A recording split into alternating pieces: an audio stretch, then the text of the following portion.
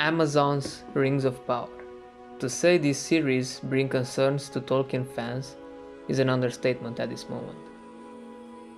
Watching any promo material we have so far for the upcoming series, it's like sitting in a balcony in Minas Tirith, watching Mordor from afar as it fumes and bleeds dark clouds over Gondor.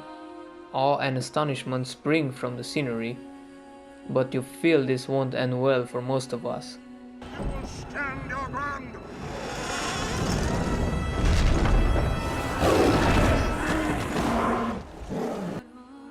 Most of us who grew up with stories, movies and games based on Tolkien's original world, a world that is so palpable yet so different from ours, and I want to emphasize the word different here. Because in the end, these stories represent our escapism, our disconnect from the real world around us, and that is done through immersion.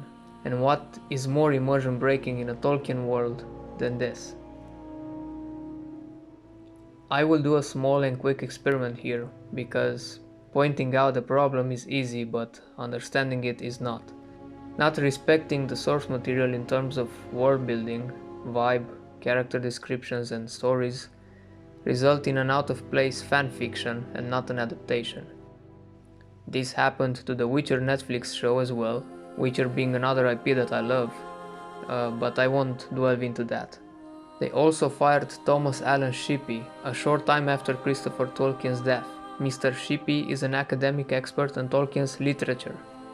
Firing such a person can only mean Amazon is not considering meritocracy, which is harmful to projects that are expected to be both of higher quality and respectful to the source material.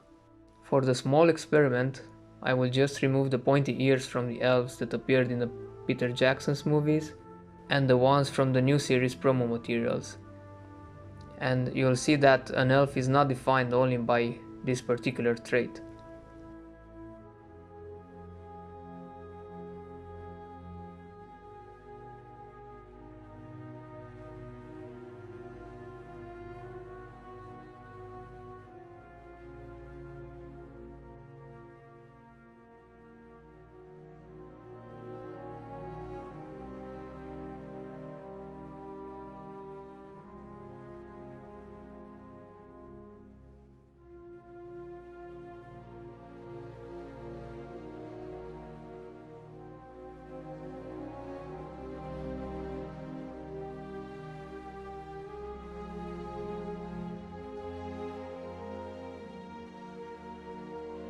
So let me know what you think.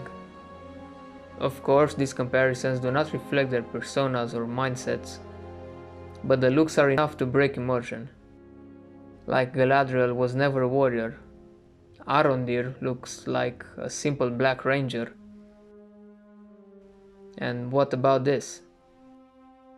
I don't know about you, but based on all of Tolkien's descriptions of dwarves, this is not a dwarf.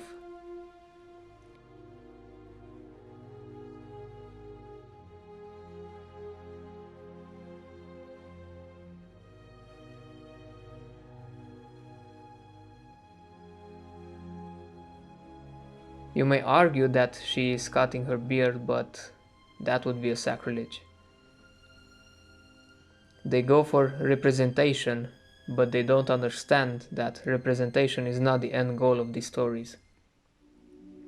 Myself and many of us were not looking to identify ourselves with a certain character from the movies or the books. We only learned from these characters and were inspired to do better.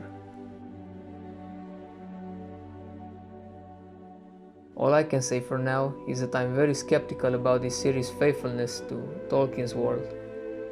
I will watch it, but I will do that with an eye patch on, if you know what I mean. I won't pay up front to be disappointed, which is a shame because people are working hard on this series and the productions seem to be of a decent quality.